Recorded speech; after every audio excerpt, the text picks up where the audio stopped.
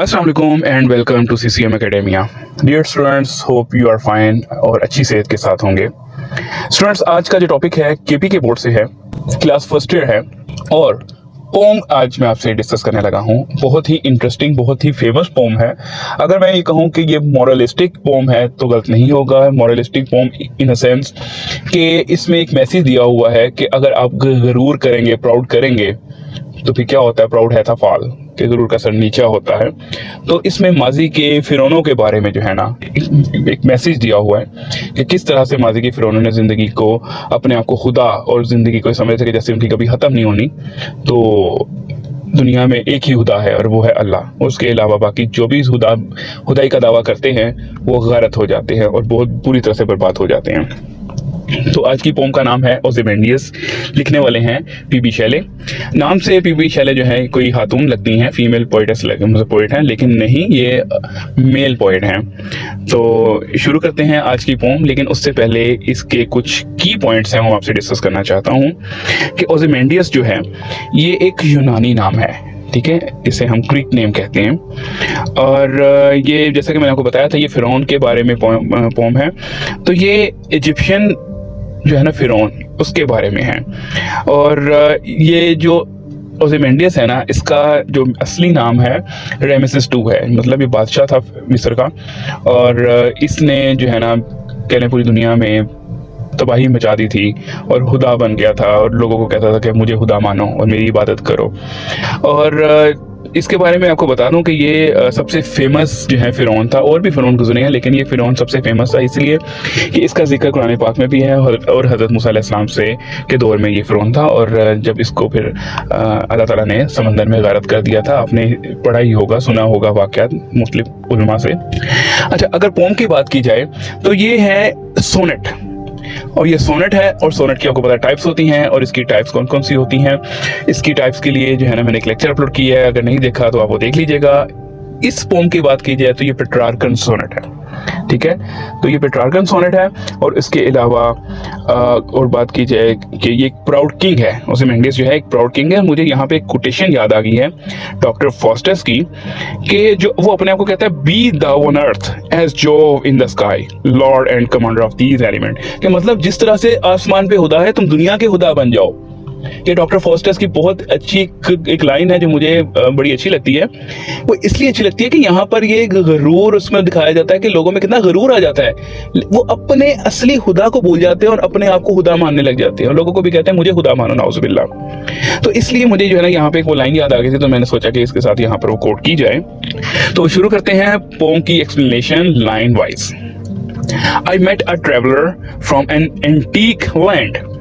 मैं एक मुसाफिर से मिला, फ्रॉम एन एंटीक। अच्छा, अब यहाँ पर एंटीक कहते करीब, लेकिन यहाँ पर अगर कदीम की बात की जाए ना एंटीक की, तो मिस्र का इलाका है, यूनान का इलाका, ठीक है।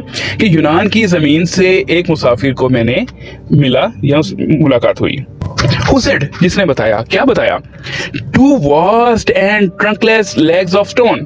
Two vast, बहुत बड़ी, and trunkless. Trunkless कहते हैं बगैर धड़ के, जिसका धड़ नहीं है, निचला हिस्सा सिर्फ। Legs of stone, टांगे थी, पत्थर की बनी हुई टांगे थी, मतलब धड़ के बगैर पत्थर की बनी हुई टांगे थी। Stand in the desert. Desert में, सहरा में तन्हा खड़ी हैं।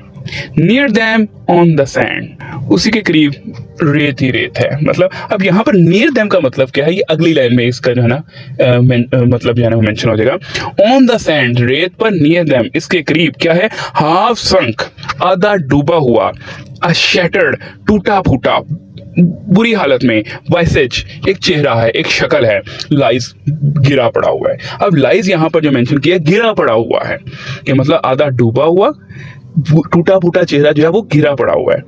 Whose front, जिसकी आंखों में, जिसका घूरना, जिसका देखना, and wrinkled lips, और झुर्रियां हैं होंठों पर, and sneer of the cold command, और ऐसा महसूस होता है कि जैसे उसके बातों में गरूर है, उसके हुक्म में गरूर है, घमंड है बहुत ज्यादा। मतलब अब देखो, लिप्स पे झुर्रियां हैं, लेकिन लिप्स में वो कह रहा है कि वो ऐसे बोल रहा है जैसे कोई हुक्मनामा जारी कर रहा है, कोई ऐसी बात जारी कर रहा है कि जिसको मानना हर एक के लिए लाजिम है।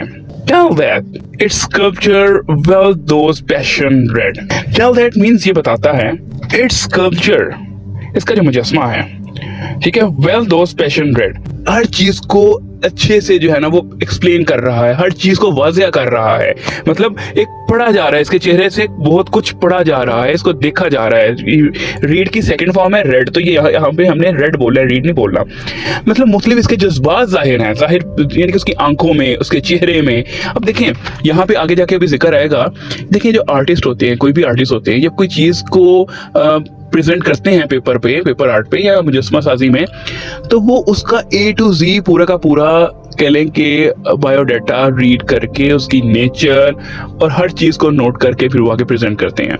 तो यहाँ पे भी जो है ना वो चीज बता रहा है। आगे चलते हैं नेक्स्ट लाइन में, विच येट सर्वाइव, जो अभी बचा हुआ है ना, स्टैम्प्ड छप चुका है उस पे, ऑन दीज लाइफलेस थिंग्स, बेजान चीजों पर। अब लाइफलेस थिंग्स क्या है? स्टैचू के मतलब ये जो अभी जो बच गया हुआ है ना ये, ठीक है, इसके ऊपर इसका गरूर, उसकी फिरौनियत, उसके जो कह लो घमंड है, वो छप चुके हैं। आती रहती दुनिया तक, जब तक इसका मुजस्मा है, लोगों तक ये मैसेज पहुंचता रहेगा कि ये बहुत ही घमंडी, बहुत ही प्राउडफुल और इतराने वाला बादशाह था, हुक्मरान था। तो ये वो चीज बता रहा है कि छप चुकी है यहाँ पर। अब यहाँ पर जो है ना, अब जो लाइन नेक्स्ट लाइन जो है यहाँ पर वो मेंशन कर रहा है कि किस तरह से एक मुजस्मा साज ने उसको बनाया, उसको पहले देखा, उसकी नेचर को देखा, और फिर उसके जो मुजस्मा साज ने जो दिल में बातें थी वो सब की सब उसने उसमें भर दी। The hand that mocked, वो हाथ जिन्होंने इसको बनाया, इसकी नकल की, them and the heart that fed, और जिस दिल से इसके अंदर एक्सप्रेशंस, इसके अंदर तासुरात भरे गए, उस मुजस्मे के अंदर तासुरात भरे गए, तो वो सारे की सारी बातें बता रहा है कि मुजस्मा साज ने सबसे पहले उसकी नेचर, उसका घमंड, उसका गरूर, उसकी अकड़ को देखा और फिर अपने हाथों से और अपने दिल से हाथों से बनाया और दिल से अब उसके जो तासुरात थे उसके अंदर इंपोर्ट कर दिए, ठीक है, इनकलकेट कर दिए, ये कह सकते हैं। तो यहाँ पर वो चीज बताई गई है। अब नेक्स्ट लाइन है, एंड ऑन द पेडेस्टल, उसके कदमों पर, उसकी टांगों पर, दीज वर्ड्स अपीयर, ये लफ्ज लिखे हुए हैं।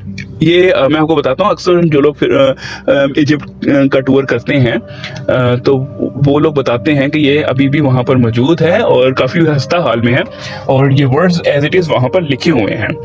माई नेम इज ओज़िमेंडियस, मेरा नाम ओज़िमेंडियस है, किंग ऑफ किंग्स, नाउज़ुबिल्लाह, किंग ऑफ किंग्स तो अल्लाह है, बादशाहों का बादशाह। अब यहाँ पर फिरौनियत की इंतहा देखें कि किस तरह से फिरौनियत इसमें टपक रही है कि वो कह रहा है कि मैं बादशाहों का बादशाह हूं, नाउज़ुबिल्लाह। यहीं पे ही, इसलिए मैंने इसको ब्लू हाईलाइट किया हुआ है कि अपने आप को यहां पर जो है ना खुदा बना गया, बिल्कुल कह गया कि ये मैं बादशाहों का बादशाह हूं, नाउज़ुबिल्लाह। लुक ऑन माई वर्क्स, मेरे कामों को देखो, ये माइटी, ये बहुत बड़े बड़े। अब देखो यहाँ पर ना आपको पता है कि कभी अगर आप डॉक्यूमेंट्री में भी देखें या कभी अगर जाने का इत्तेफाक हो तो आपको बहुत बड़े बड़े जो है ना आपको जो एंटीक्स रेलिक्स जो हैं वो नजर आएंगे, बड़ी बड़ी बिल्डिंग्स नजर आएंगी। तो वो उनके बारे में कह रहा है कि ये देखो मेरे इर्द गिर्द ये सारी के सारी, जैसे कि बरमूदा ट्रायंगल है, इस तरह की जितनी भी सारी चीजें, वो कहता है ये सब देखो, ये मैंने बनाई हैं, ठीक है, ये बहुत बड़ी बड़ी कारनामे मैंने किए हैं। एंड डिस्पेयर मीन्स, और अब तुम मायूस हो जाओ। क्यों मायूस हो जाओ? क्योंकि ऐसा करने में किसी की कोई काबिलियत, कोई अहलियत है ही नहीं है कोई ऐसा कर सके। इस लाइन में फिर फिरौनियत, फिर खुदाई का जो है वो नाउज़ुबिल्लाह वो उसकी सोच आ रही है कि जो मैंने कर दिया है वो कोई कर ही नहीं सकता रहती दुनिया तक। ये उसके अल्फाज थे। नथिंग बिसाइड रिमेन्स, अब तो कुछ भी नहीं रह गया। राउंड द डे के इर्द गिर्द सब खत्म हो गया। अब देखो यही तो फर्क है असली खुदा में और दावाई खुदा में। जो असली खुदा है उसकी चीजें, उसकी बनाई हुई चीजें क़यामत तक रहनी है, लेकिन जो इंसान जो अपने आप को नाउज़ुबिल्लाह खुदा बना लेता है तो उसकी बनाई हुई चीजें जो हैं वो उसके साथ साथ ही तबाह बर्बाद हो जाती हैं। तो यहाँ पे बता रहा है कि जो कुछ बना हुआ था, जो बड़ी बड़ी बिल्डिंग थी, वो सब का सब खत्म हो गया है, बिखर गया है। ऑफ दैट कोलोसल wreck, वो बड़े कद का जो मुजस्मा है, कोलोसल बड़े कद का जो मुजस्मा है, wreck खंडर बन चुका है। बाउंडलेस कहते हैं हद्दे निगाह तक, बेहद दूर दूर तक। एंड बियर, और हाली हो चुका है। बियर का वैसे मतलब होता है नंगा, लेकिन यहाँ पर कह देंगे दूर दूर तक सब हाली हो चुका है, जमीन बोझ हो चुका है, दूर दूर तक कुछ है ही नहीं है। द लॉन, तन्हा है सिर्फ, एंड लेवल सैंड्स, और सतही जो रेत है, स्ट्रेच फैली हुई है, फॉर अवे दूर दूर तक। अब यहाँ पर क्या कह रहे हैं? And lawn the lawn and level, अकेले और दूर दूर तक फैली हुई है, हर जगह जहां भी नजर जाएगी रेत ही रेत नजर आ रही है।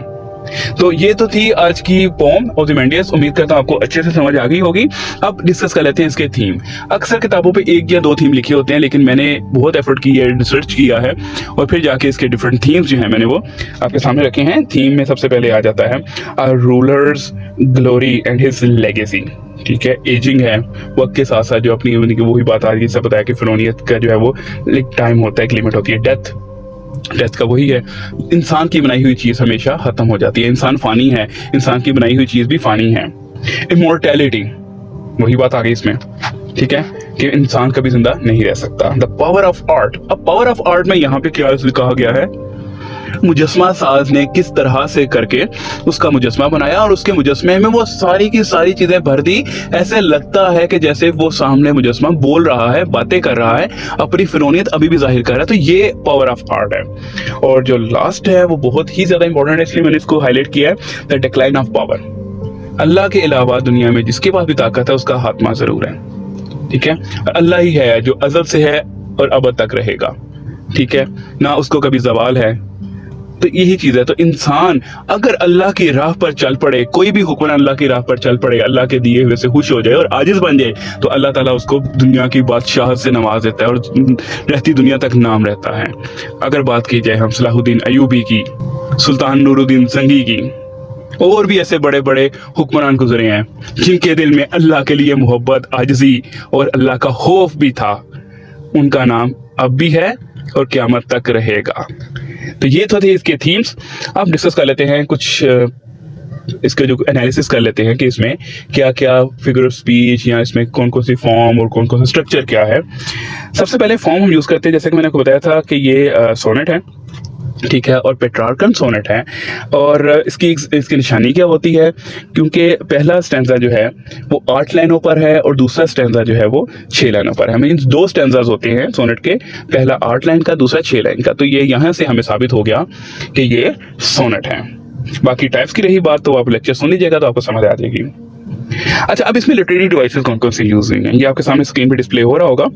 एक इंजमेंट है, ये मैं बहुत बार डिस्कस कर चुका हूँ। ठीक है, इसके बारे में मैं एक छोटा सा लेक्चर भी अपलोड कर चुका हूँ, तो वो भी देख लीजिएगा। और एलिट्रेशन है, एलिट्रेशन भी आपको पता है क्या होती है।